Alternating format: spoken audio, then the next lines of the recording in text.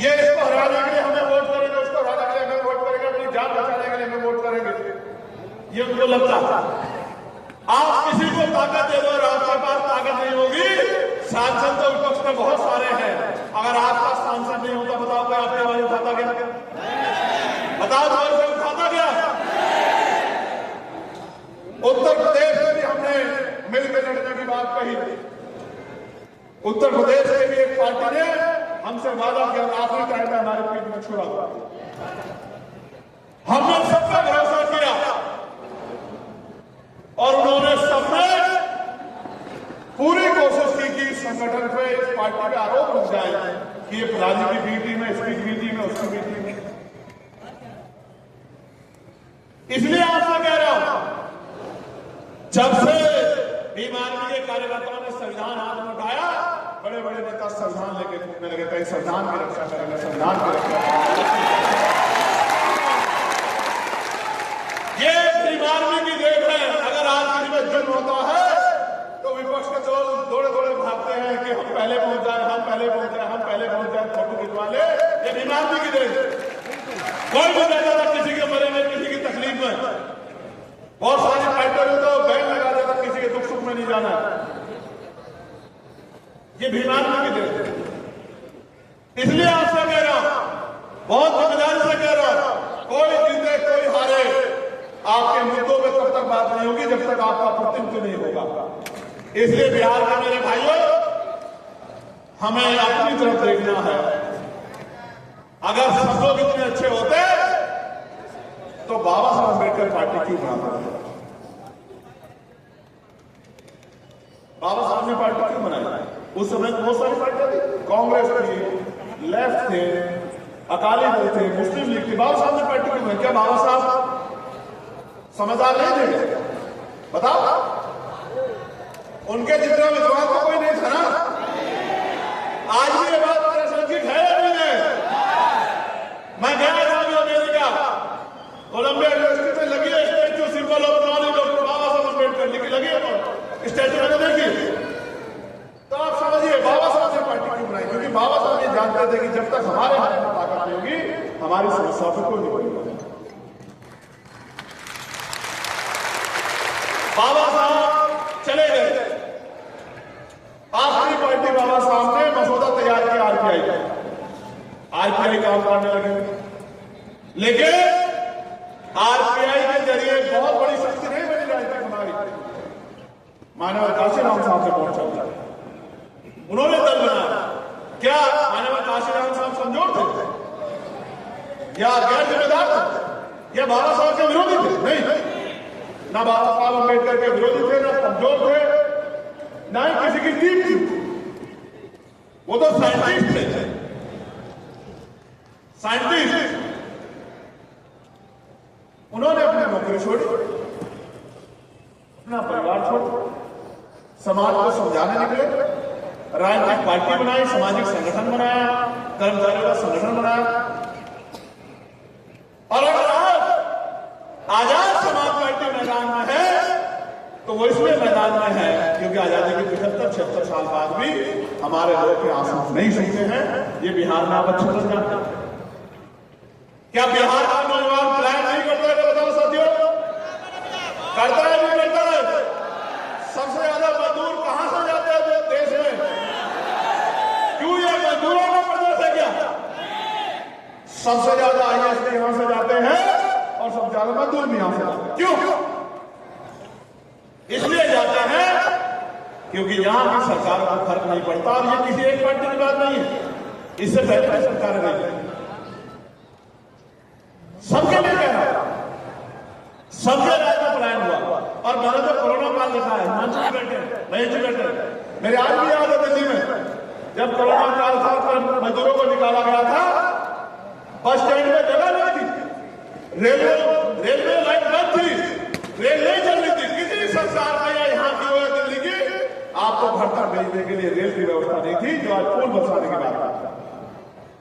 हमने तो अपने आप को देखा, इधर डंडा मारने की पुलिस, उधर से डंडा मारते, कोई पुल में नीचे को जाता था, सड़े वगैरह पानी में, भूखे प्यास से जो कुछ हमसे बनता था वो कोशिश कर सकते। देते थे कि भाई खाओ, क्योंकि हमारे अपने लोग, हमें दर्द होता है, मजदूर हैं, हमें तकलीफ होती है उनके आंसुओं से। कोई अपने बच्चे को बैग पर लटका के पैदल पैदल आ गया, कोई ट्रेन के आगे आके मर गया, कोई प्यास से मर गया, कोई पूछने वाला नहीं। ये जिंदगी है मजदूरों की। और आप देखो इन वर्गों में 80-80% मजदूर आ जाते हैं। बिहार में गया जब बाढ़ आती है 3 महीने किस तरह के हालात होते हैं, क्या हो गया। एक तरफ हम चांद में चले गए, मंगल की तस्वीरें भेज रहे हैं, दूसरी तरफ हम बिहार में बाढ़ का इलाज भी नहीं कर रहे। क्यों? क्योंकि बाढ़ के नाम पर हर साल पैसा आता है, आपदा के नाम पर उस पैसे से अपने घर भर जाता है। ये सबसे मानना। मैं आपको बहुत जिम्मेदारी से कह रहा हूं, कुछ दिखाना चाहता हूं, आपको देखना चाहते हो, देखना चाहते हो। जब आप दोनों हाथ उठाओगे तो दिखाऊंगा। ये महिलाओं का हाथ नहीं उठे तो इसलिए मैंने बताया। अच्छा उठ गए, उठ गए।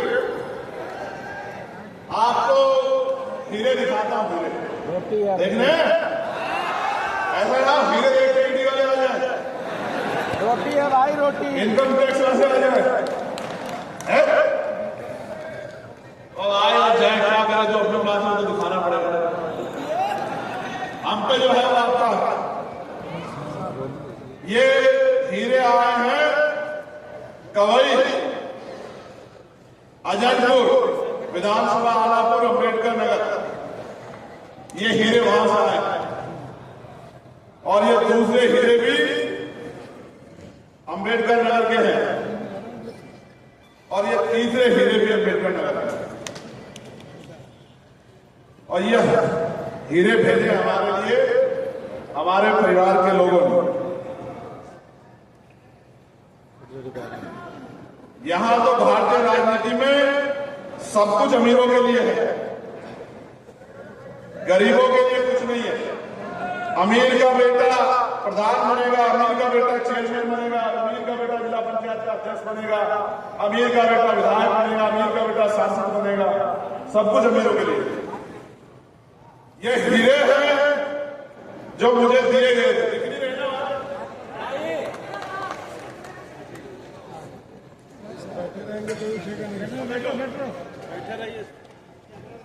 अपनी जगह पे बैठे रहिए सभी।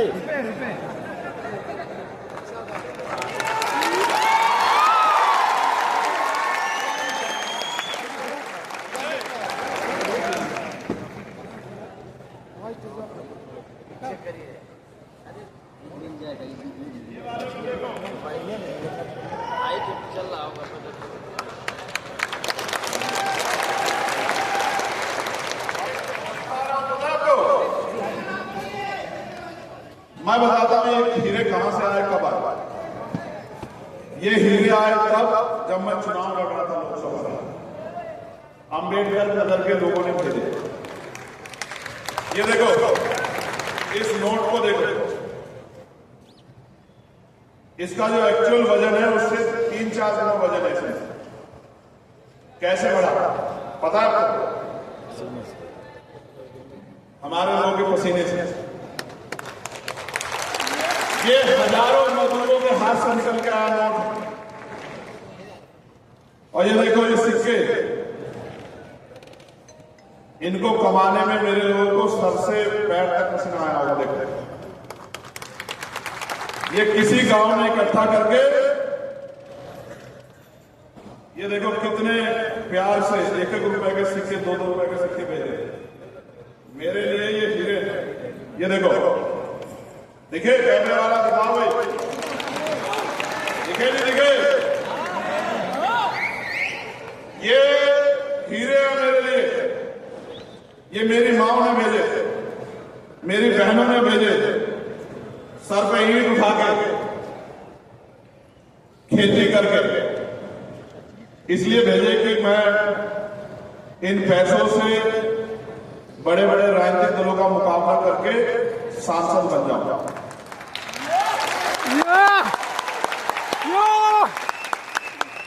और लोकसभा में जाके जो बाबा साहब अम्बेडकर मान्यवर काशीराम साहब महाभूषण अधूरा नाम उसको पूरा करा। मैंने ये पैसे जिस दिन देखे तो मैंने इनको खर्च नहीं किया, मैंने इनको उठा के रख ली। इसलिए रख लिए कि मुझे याद रहे कि मैं किनके नोटों से और किनके वोटों से सांसद बना। मेरी बात सुनो मेरे भाइयों, जब तक पैसे वाले नेता बनते रहेंगे तब तक पैसे वाले गरीबों की बात नहीं करेंगे। पैसे वाले कहां रहते हैं? महलों, जिन महलों में आप घुस नहीं सकते। महलों वाले गरीबों के दर्द को जानते हैं क्या? महलों वाले गरीब के दर्द को समझते हैं क्या? महलों वाले गरीब के भूखे पेट को समझते हैं क्या? नहीं फर्क पड़ता उनको कि गरीब के पेट में रोटी कैसे आती है। मुझे और इस मंच में बैठे हर एक आदमी को फर्क पड़ता है जब भूख के कारण किसी का बच्चा घर में होता है, फर्क पड़ता है, क्योंकि हम आप में से एक। इसलिए आपको दिखाने के लिए लाया हूं कि जितने नोट मिले उतने वोट मिले। एक पैसा किसी अमीर ने मदद नहीं की, सारे पैसे गरीबों ने मदद की और बिहार के लोगों ने भी पैसे भेजे होंगे, ऐसा मेरा विश्वास है।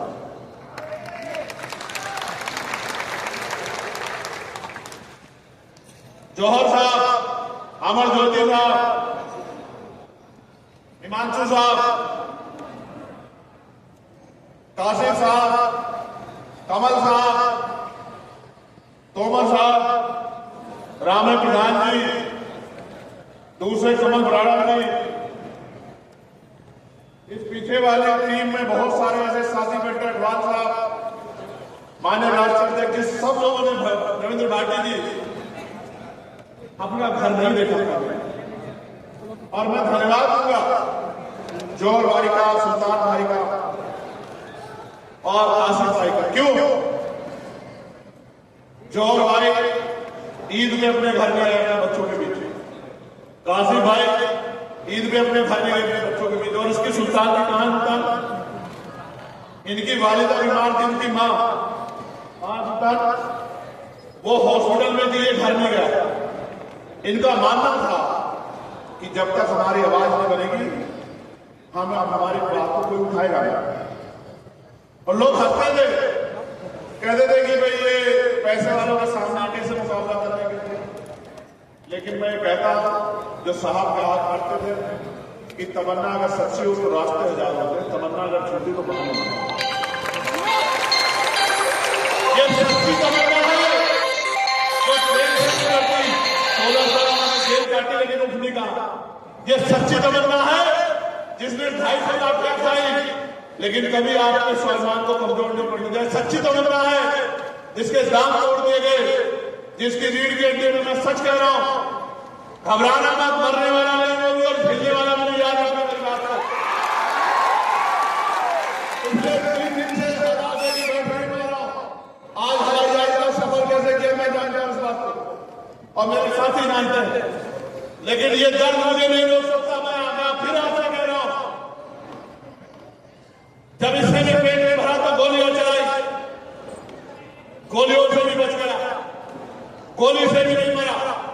उस दिन ये समझ में आया कि जन्म सिर्फ पैदा होकर रोटी खा के और दोबारा जन्म खत्म होने के लिए नहीं मिला, ये जन्म कुछ करके दिखाने के लिए मिला। लोग कोरोना से मर गए, खांसी जुकाम बुखार से मर गए, और अगर गोली भी आपके भाई का सीना नहीं चीर पाई, आपके भाई की सांस नहीं खींच पाई, तो उस दिन समझ आया कि किसी चीज से डरना नहीं है, आगे बढ़कर है। आपको कह रहा हूं बिहार के मेरे भाइयों, हिम्मत जुटाओ, ताकत बनाओ, जितनी बड़ी संख्या में आए हो।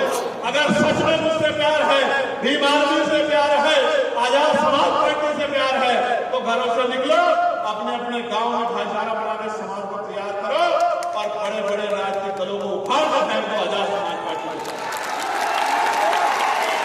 और कह रहा हूं बहुत ईमानदारी से, लोग कहते हैं अकेला चंद्रशेखर पार्लियामेंट में क्या करेगा, बोल भी नहीं पाएगा, भीड़ में छिप जाएगा, कोने में घुस जाएगा। बताओ अकेला चंद्रशेखर आपको दिखता ही नहीं दिखता पार्लियामेंट में। कल चलेगी भाइयों पार्लियामेंट, देख लेंगे। अगर 544 में आपका अकेला सांसद दिखाई दिया तब कहना कि भाई हमने जो वोट दे के ताकत बनाई थी वो कमजोर रह गई। इसलिए आपसे कह रहा हूं कि 500 यहाँ 243 है, मेहनत करके अपने इतने लोग जिता लो कि असेंबली में आपकी लड़ाई लड़ सकते। और लड़ाई कैसे लड़ी जाती है ये तो मैं इनको सिखाई रहा हूं पार्लियामेंट में, लेकिन असेंबली में पूरे बिहार को सिखाएंगे कि लड़ाई कैसे लड़े। आप लोग सोचो, जो जेल से नहीं डरते, जो मुकदमों से नहीं डरते, जो लाठी से नहीं डरते, जो गोली से नहीं डरते, उनसे ज्यादा आपकी लड़ाई लड़ने का जज्बा किसके अंदर हो सकता है? जहां एक तरफ लोग सीबीआई से डर जाते हैं, ईडी से डर जाते हैं, इनकम टैक्स से डर जाते हैं, आप बताओ एसआईआर के जरिए क्या आपके वोट के अधिकार को यहां छीना जा रहा है नहीं छीना जा रहा है? बताओ, छीना जा रहा है, छीना जा रहा है। आपको रक्षा करनी पड़ेगी अपने वोट की, आपको अपने वोट की रक्षा करनी पड़ेगी, एक एक आदमी को जागरूक करना पड़ेगा। वोट हमारा हथियार है, बाबा साहब ने हमें वोट हथियार के तौर पर दिए, इस हथियार का प्रयोग कैसे करना है हमें पता होना चाहिए। हम पे अगर सबसे मजबूत हथियार कोई है तो वो क्या है? वोट। इस लोकतंत्र में अगर अमीर हमारे घर तक आता है, अमीर कैसे आता है? बड़ी सी गाड़ी से चल के, और फिर हमारी छोटी सी गली में उतर कर हमारे टूटे से मकान में झोपड़े में आता है। क्यों आता है? क्योंकि हमारे पास वोट हो, इतनी वोट हमारे पास नहीं रही। ये बाबा साहब अम्बेडकर को धन्यवाद करो सब लोग कि अगर बाबा साहब अम्बेडकर वोट का अधिकार नहीं दिलाते तो ये जो अपने आप को पैसे वाले समझते हैं ये आपके बस्तियों में घुसने नहीं आते। कभी नहीं आते। आज अगर ये आते हैं, किसी को चाची कहते हैं, किसी को ताई कहते हैं, किसी को बुआ कहते हैं, किसी को बहन कहते हैं, आपके पैरों में हाथ लगाते हैं, आपके बीच में बैठ के खाना खाते हैं, कीचड़ में घूमते हैं, इस वोट की वजह से। ये वोट आपसे नहीं लगे। आप ये सोचो, आप इतने लंबे समय से उसे वोट देते हैं, आपका क्या बना? कुछ नहीं। तो जब तक आपका कुछ नहीं बनेगा फिर करोगे क्या मेरे प्यारे? बताओ, इस बार कुछ बनाओगे नहीं बनाओगे? पक्का बताओ, बनाओगे नहीं बनाओगे? और बिहार वाले एक बात और हमसे सीख लो, बिहार में आप अपनी मेहनत से बना लोगे, हम लोग भी आपके साथ आकर मदद करेंगे, लेकिन उत्तर प्रदेश में इस बात हम लोग कायम करके रखेंगे। मेरी बात और उत्तर प्रदेश की गूंज आप तक आ रही है नहीं आ रही है? कुछ सामाजिक संगठन, कुछ मीडिया के लोग कहते थे कि भीम आर्मी आजाद समाज पार्टी पश्चिम की पार्टी है। अभी इलाहाबाद वालों ने बताया नहीं बताया कहां की पार्टी है? बताया नहीं बताया? बताया नहीं बताया? चाहे विरोध में आलोचना में लिखा हो, मीडिया में इसी मीडिया ने लिखा ना कि 5,000 कार्यकर्ता एक तरफ, 10,000 कार्यकर्ता एक तरफ। ये कहां से आए कार्यकर्ता? आप बताओ, पैसे में आया होगा? ओके, ब्याज से, मोटरसाइकिल से, रेल में, बस में अपनी मेहनत की कमाई का पैसा जुटा के इतना बड़ा दल छुपा है। ये पैसे में नहीं आया, जो पैसे में आया हाथ सुनो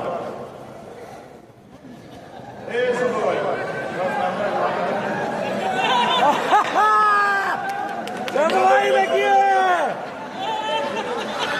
भाई की नजर। पैसा में आया है, जोर से हाथ खड़ा करके दिखा देंगे।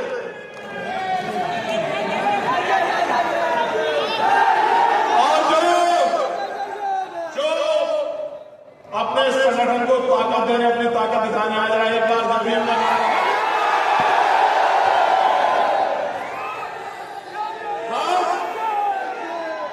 हम जो हैं एक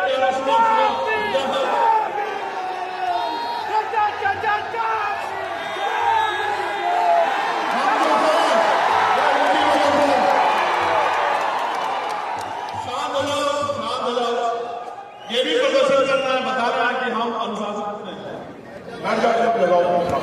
इस पूरे पंडाल में हमारा व्यक्ति खड़ा होना चाहिए अगले 1 मिनट के अंदर, चाहे कोई जगह पे बैठ जाओ, जमीन पे, कुर्सी पे, कहीं ये भी बता दो, ये भी पता लगना चाहिए। जो लोग कहते हैं कि अनुशासन नहीं, उनको पता होना चाहिए कि ऐसा अनुशासन में किसी के अंदर नहीं है जैसा भी एक भी नौजवान कहीं खड़ा ना रहे, बैठ जाओ।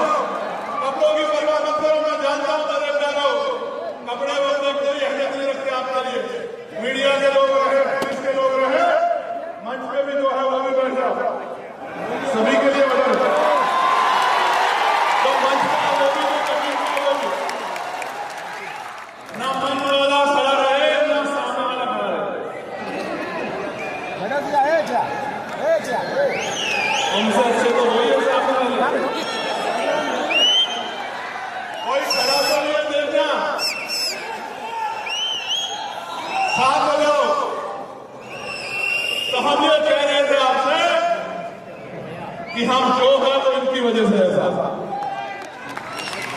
अगर बड़े बड़े राजनीतिक दल के लोग हमें पूछते हैं, बड़े बड़े अधिकारी कर्मचारी हमें पूछते हैं, तो इनकी वजह से पूछते हैं लोकतंत्र में, ये हमारे साथ।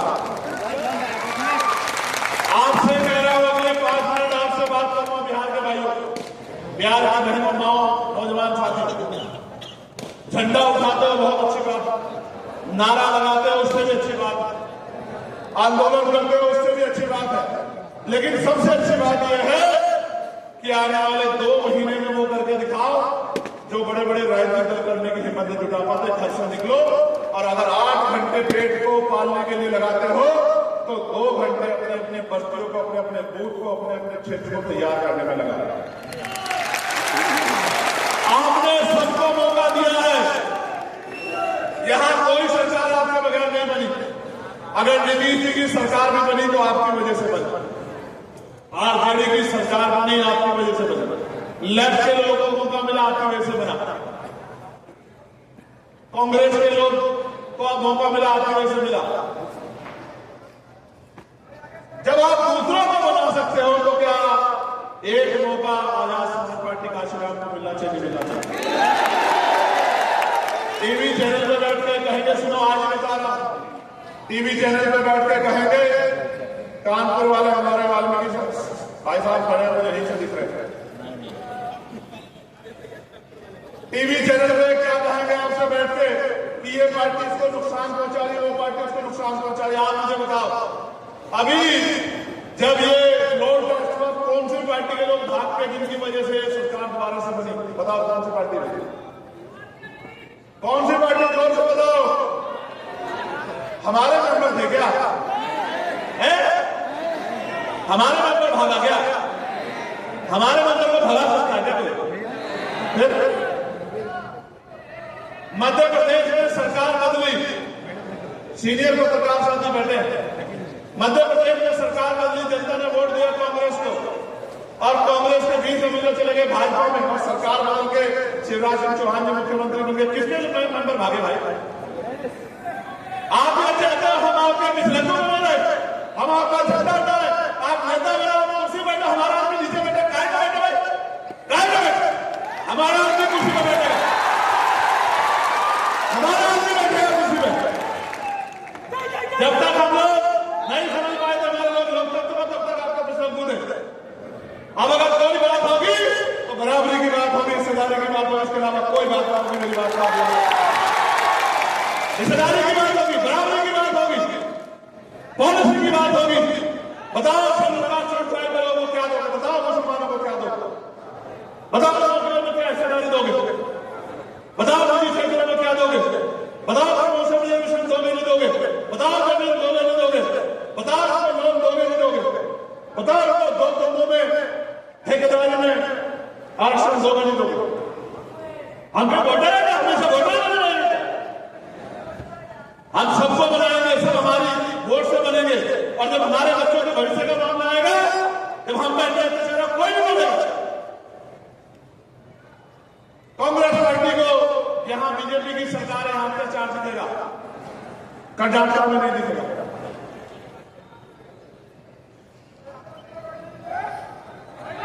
मेरी किसी से लड़ाई नहीं है, लोकतंत्र में लड़ाई का मतलब ही नहीं बनता है।